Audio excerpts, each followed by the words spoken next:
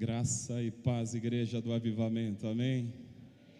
Glória a Deus. Olha para quem está ao seu lado, diga bom dia, meu irmão. Bom dia para você que está em casa, nos acompanhando, que seja um dia lindo, onde as bênçãos do Senhor sendo liberadas sobre a tua casa, sobre a tua família. Glória a Deus. Queridos, nós iniciamos o culto das 10 com um atraso de 15 minutos, porque no culto das 8 tinha tanta gente para dar testemunho. Muitos irmãos dando testemunho do que Deus, está fazendo, livramento de porta de emprego. Falei, glória a Deus.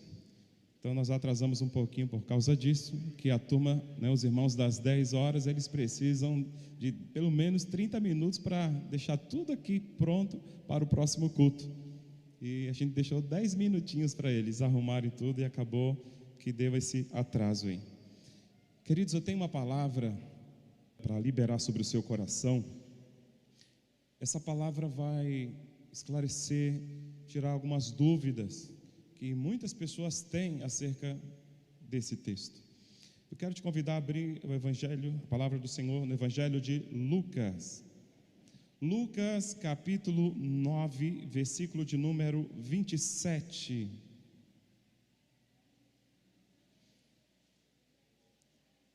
Evangelho de Lucas, capítulo 9, versículo de número 27. Está aqui no telão também, se você quiser acompanhar. E a palavra do nosso Deus nos diz assim: em verdade vos digo, a alguns dos que estão aqui, de modo algum provarão a morte até que vejam o reino de Deus. Olhe para mim aqui, dá uma pausa. Você já teve dúvida sobre esse texto? Com sinceridade, faz assim. Olha o que a palavra continua dizendo, versículo 28. Cerca de 8 dias depois de dizer estas palavras, Jesus tomou consigo Pedro, João e Tiago e subiu ao monte para orar. Enquanto orava, a aparência do seu rosto mudou e a sua roupa tornou-se branca e resplandecente. E 2 homens falavam com ele, a saber, Moisés e Elias. Eles apareceram em glória e falavam da partida dele que estava para acontecer em Jerusalém. Pedro e os que estavam com ele haviam sido vencidos pelo sono. Despertando, porém, viram a sua glória e os 2 homens que estavam com ele. E, quando estes se afastavam dele, Pedro disse a Jesus: Mestre, é bom estarmos aqui. Façamos 3 tendas, uma para ti, uma para Moisés e outra para Elias. Mas sem saber o que dizia, enquanto ele ainda estava falando, veio uma nuvem que os encobriu. E ao entrarem na nuvem, ficaram com muito medo. E da nuvem saiu uma voz que dizia: Este é meu filho, o meu eleito, a ele ouvi. Depois que se ouviu a voz, Jesus ficou sozinho, e eles se calaram, e durante aqueles dias não contaram a ninguém nada do que viram. Feche os teus olhos, peça ao Espírito Santo para falar ao seu coração.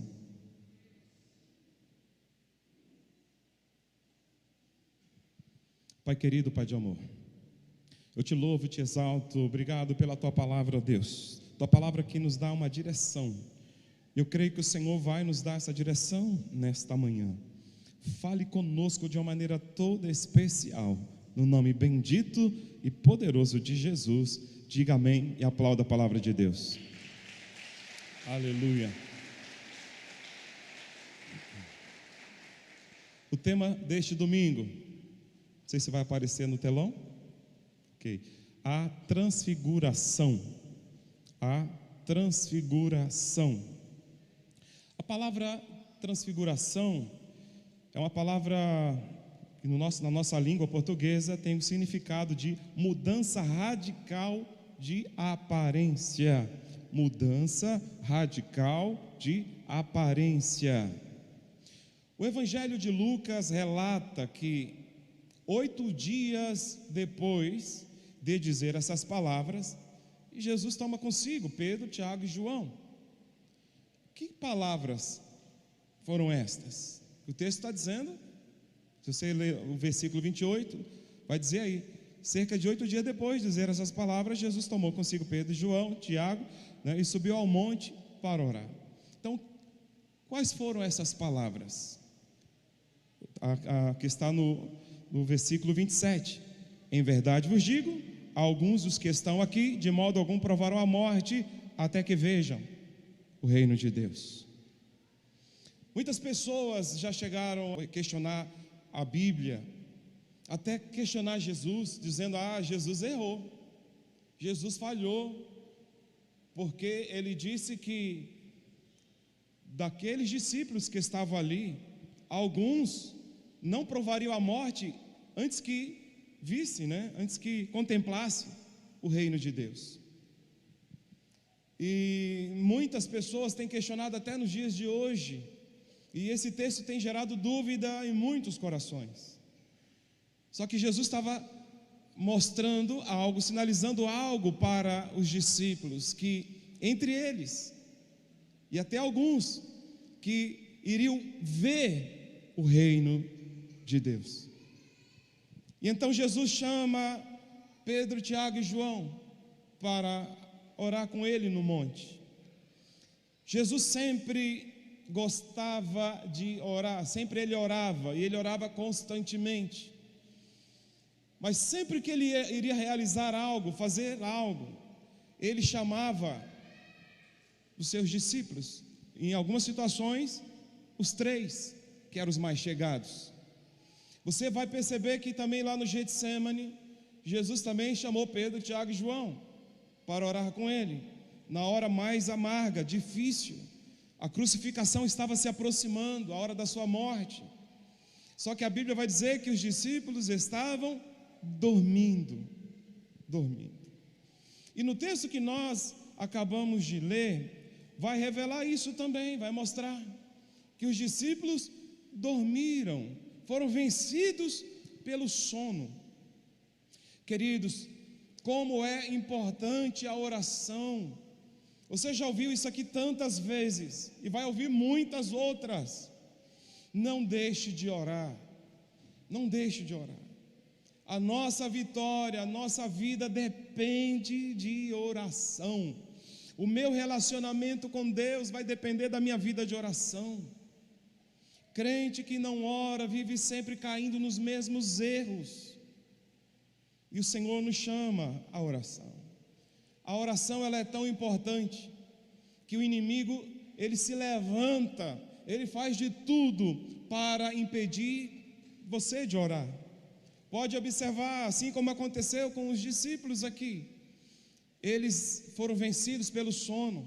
Você começa a orar, você estabelece um período de oração na sua casa. Aí o que acontece? Muitas pessoas têm sono. O sono chega. Já aconteceu com você, de você passar um tempo ali, estar orando, de repente aquele sono. Aí você se levanta, vai se deitar e cadê o sono? Foi embora. Porque na verdade o sono era para te paralisar, era para você não orar. E quantas coisas têm acontecido? É o telefone que toca, né? É a criança que chora, é o cachorro que está latindo, né? É barulho na rua, é alguém que chega na tua casa. Tudo para você parar de orar. Um dia eu estava orando em casa, isso já tem muitos anos, eu morava aqui na Vila Paraíso, e um irmãozinho chegou lá, ficou chamando, batendo palma no portão. Aí ele perguntou: pastor, o que o senhor está fazendo? Eu falei assim: eu estou orando. Já que o senhor não está fazendo nada importante, vamos ali comigo. Mas tem muita gente que pensa assim, que a oração não é importante. Acontece qualquer coisa, já distrai a pessoa da oração, o irmão da oração. Jesus pergunta para os discípulos, né? Perguntou lá no Getsemane: vocês não podem vigiar 1 hora comigo? Gente, eu creio que o mínimo que um homem de Deus, que uma mulher de Deus deve orar, pelo menos 1 hora por dia. Lá em casa nós temos 2 períodos de oração, de manhã e à noite. À noite a gente só não faz quando tem culto. Quando não tem culto, tem oração de manhã e oração à noite. Observe que foi no período que Jesus estava ali orando, que houve uma mudança. Houve uma manifestação da glória de Deus. Foi justamente no período que ele estava orando. Agora deixa eu falar algo aqui para vocês.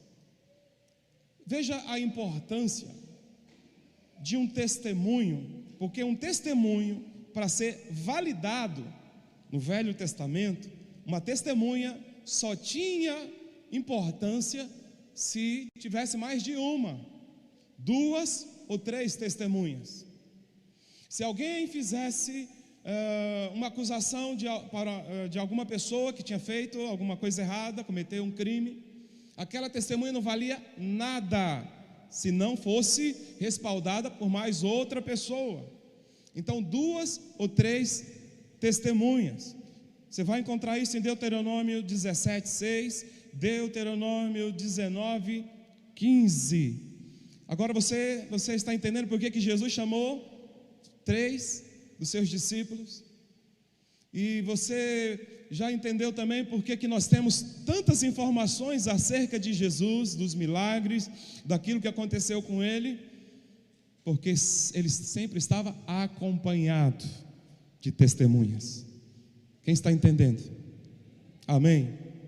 Glória a Deus. Então foi justamente no período que que Jesus estava ali orando, a glória de Deus se manifestou. Amados, agora você vai entender por que Jesus disse, quando os discípulos estavam reunidos, e o Senhor disse para eles que alguns daqueles que estavam ali não iam precisar experimentar a morte para poder ver o reino, mas antes disso iria acontecer. E ali foi quando Pedro, Tiago e João, que estavam vencidos pelo sono, eles então tiveram um vislumbre do Jesus divino. Antes eles conheciam um Jesus homem, que era um homem sobrenatural, que era um homem muito usado por Deus, que era um homem poderoso em palavras e obras. Mas nesse texto eles viram o que estava por vir. Eles viram a glória de Deus. Eles viram Jesus, o Jesus divino. E no texto, Moisés aparece, Elias aparece, porque Moisés está representando a lei, Elias está representando os profetas. A lei fala do Messias, os profetas também falaram do Messias, do sofrimento, de tudo que ele iria passar. E então Jesus está sendo encorajado ali por Moisés e Elias, falando do que estava por acontecer, por vir, e da partida dele em breve. Se você pensa que para Jesus foi fácil ir até a cruz, você está enganado. Constantemente ele estava em oração, buscando fortalecimento, buscando forças em Deus, no seu Pai, porque seria o momento mais tenebroso, o momento mais terrível, aonde o pai não estaria mais junto com o filho. Jesus ia se tornar maldição, maldito todo aquele que for levantado no madeiro. Então não foi fácil para o Senhor. Lá no Getsemane nós vamos encontrar também ele ali transpirando gotas de sangue, e ele clamando ao Senhor, dizendo: Pai, se possível, passa de mim este cálice, todavia não seja como eu quero, mas como tu queres. Não foi fácil para Jesus. E ali os discípulos viram a glória, o Jesus glorioso. E a palavra de Deus diz que quando Moisés e Elias estavam já se afastando do Senhor, Pedro, então, ele pergunta: Senhor, o Senhor não quer que a gente venha construir, que a gente venha construir aqui 3 cabanas, uma para ti, outra para Moisés e outra para Elias? Escute, a igreja do hoje está agindo como Pedro. A igreja do hoje quer sentir a emoção, quer ver sinais, quer ver a glória, A igreja do hoje é uma igreja que está,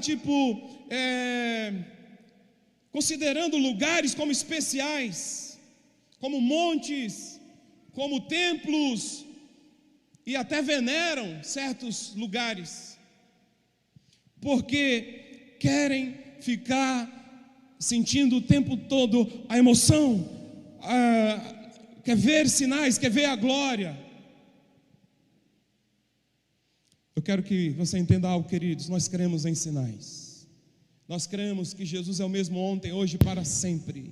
Nós cremos que Deus tem despertamento, Deus tem avivamento para os nossos dias. Mas isso não pode ser o foco da minha vida, não pode ser o foco principal, sabe, da igreja. Não. O nosso foco é aquilo que Deus falou, amém? Porque quando Jesus estava ali, e os discípulos viram, e Pedro disse: vamos construir 3 cabanas, quer dizer, vamos ficar aqui, vamos permanecer nesse lugar, que esse lugar está muito bom. Aí uma nuvem apareceu, e Deus fala do meio daquela nuvem: este é o meu filho amado, eleito, a ele ouvi. O que a igreja precisa é ouvir Jesus. Esse negócio de ficar correndo atrás de emoções, de arrepios, não deve ser, queridos, prioridade da nossa vida. Tem gente que vive de monte em monte, só para ver as folhas pegar fogo no chão. Eu já vi muito isso. Eu já fui em monte, já orei, eu vi as folhas, ficarem acesas. Já vi até folha acesa cair do alto da árvore. Mas não é esse o objetivo da nossa chamada. Quando você tem isso como um foco para você, é sinal que você é criança na fé. Deus quer que você cresça. Deus quer que você escute a voz de Jesus. Mas como ouvir a voz de Jesus? Ouvindo a Bíblia, lendo a Bíblia, acreditando na Bíblia, praticando a Bíblia. Jamais seremos enganados. Jamais seremos enganados se nós amarmos a palavra do Eterno. A Ele ouvir.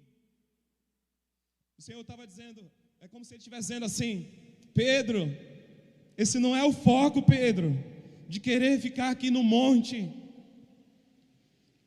Escute, ouça tudo que Ele tem a dizer. Queridos, aquela experiência marcou profundamente os discípulos do Senhor. Olha o que Pedro narrou tempos depois. Abra aí, 2 Pedro, capítulo 1.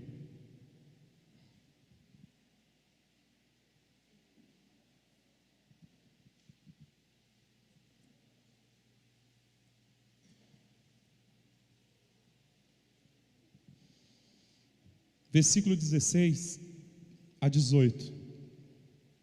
2 Pedro, capítulo 1, versículo 16 ao 18. Porque não seguimos fábulas engenhosas, quando vos fizemos conhecer o poder, a vinda de nosso Senhor Jesus Cristo, pois fomos testemunhas oculares da sua majestade, porque Ele recebeu honra e glória de Deus Pai, quando pela glória majestosa, a seguinte voz que Ele foi dirigida: este é meu filho amado, de quem me agrado. E nós mesmos, presta atenção, e nós mesmos ouvimos essa voz dirigida do céu, quando estávamos com Ele no Monte Santo. Pedro está falando o quê? Da transfiguração. Quando eles estavam no monte, ele ouviu a voz de Deus, ele tinha uma ideia errônea, ele queria morar ali, queria passar mais tempo naquele lugar, mas então ele ouviu a voz diretiva do Senhor, que precisava ouvir tudo que Jesus tinha para dizer. Oh, amados, nós ouvimos Jesus quando lemos a palavra. Então tenha o hábito, quer que Jesus fale com você? Amém? Eu me lembro um dia que aconteceu um fato. Um professor da escola Hugo de Aguiar, há muitos anos atrás, a nossa igreja ainda era na Vila Isabel, e alguém tinha falado para ele: olha, vai lá na igreja que Deus usa aquele pastor e Deus vai falar com você. Ele foi lá pensando que eu ia chegar para ele e dizer assim: diz o Senhor. Deus pode agir assim? Pode. E aí ele falou assim: olha, eu vim aqui porque eu estou precisando, sabe, que Deus fale comigo. Aí eu falei para ele: só um minuto. Peguei a Bíblia, abri a palavra, disse: olha, deixa eu ler essa palavra aqui para você. Li o texto para ele. Ele olhou para mim. Era o que eu precisava ouvir. Jesus continua falando. Amém. Ele é o mesmo ontem, hoje, será para sempre. O apóstolo João também, ele fala da experiência que ele teve lá, né, ali na montanha. João, capítulo 1, versículo 14, vai dizer assim, a parte B: e vimos a sua glória como a glória do unigênito do Pai. Oh, coisa linda! E vimos a sua glória. Então, não vamos supervalorizar lugares como lugares santos ao ponto de dizer: Deus só fala comigo ali. Não. A igreja não são as quatro paredes, a igreja é o povo, somos nós. Se um dia isso daqui não existir, a gente estiver no meio da rua, lá está a igreja do Senhor. Aonde ela se reunir, Jesus diz: aonde estiverem 2 ou 3 pessoas reunidas em meu nome, ali eu estarei. Sabe por que Jesus vai estar? Porque a igreja está ali. Entenda isso. Então, João teve tantas experiências, na transfiguração, na morte, na ressurreição do Senhor, na ascensão do Senhor Jesus Cristo, quando ele foi assunto aos céus, diante dos seus olhos.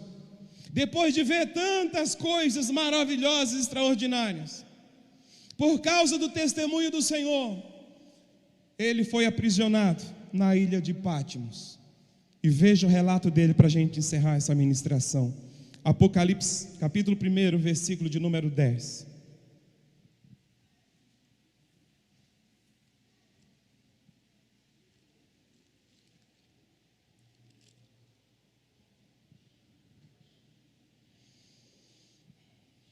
Diz assim: no dia do Senhor, eu me encontrei em espírito e ouvi atrás de mim uma voz forte como de trombetas, que dizia: escreve em um livro o que vês, e envia-o às 7 igrejas: Éfeso, Esmina, Pérgamo, Tiatira, Sardes, Filadélfia e Laodiceia. Virei-me para ver quem falava comigo. Ao me voltar, vi 7 candelabros de ouro, e no meio dos candelabros havia alguém semelhante a um ser humano, vestido com túnica longa e uma faixa de ouro na altura do peito.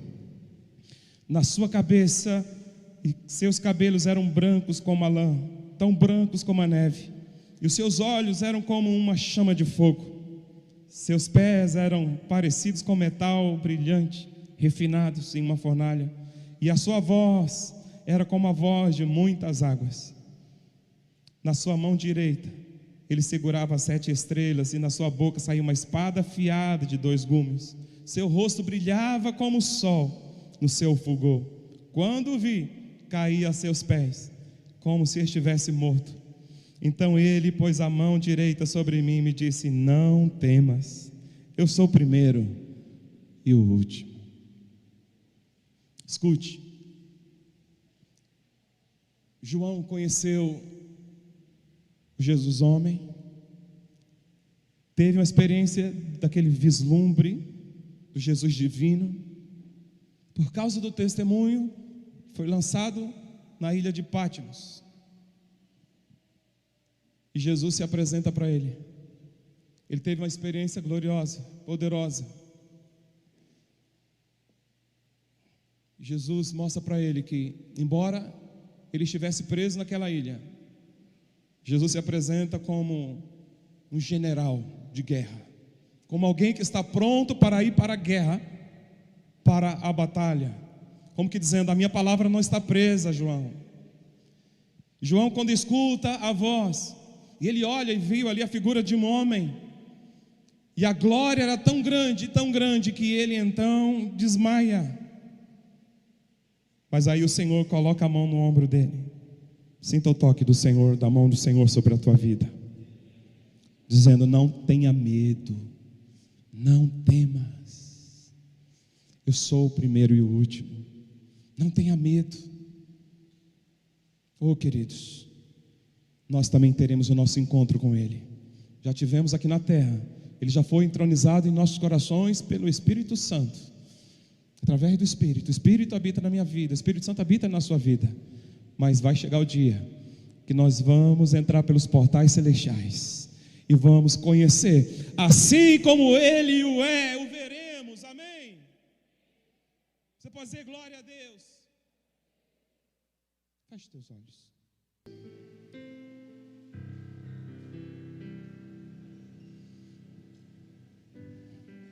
Põe a mão no seu coração. Pai, no nome de Jesus, amamos a Tua presença, Senhor. Queremos estar sempre na Tua presença, meu Deus. Queremos valorizar a Tua palavra, Senhor.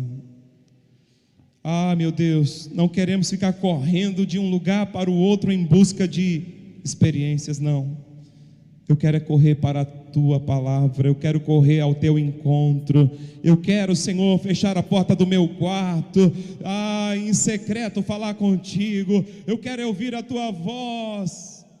Oh, meu Deus, nos ajuda, Senhor, a ter maturidade, porque nesse tempo, Senhor, muitas pessoas têm se afastado do foco, têm corrido atrás de pessoas e lugares, mas queremos correr para os Teus pés. Queremos ouvir a Tua doce e meiga voz, porque sabemos que os tempos, meu Deus, estão se completando, e a qualquer momento a Tua igreja será arrebatada, Pai. E a palavra do Senhor nos diz que muitos serão enganados pelo anticristo. Senhor, porque haverá sinais, prodígios e maravilhas da mentira, mas nós queremos estarmos apegados a Ti e a Tua palavra. Queremos amar o Senhor acima das nossas próprias vidas. Nos ajude, Senhor, em o nome de Jesus. Vamos adorar a Ele, que é digno de toda honra e toda glória. Glória a Deus, aplauda bem forte ao Senhor. Aleluia. Obrigado, Deus. Obrigado, Jesus.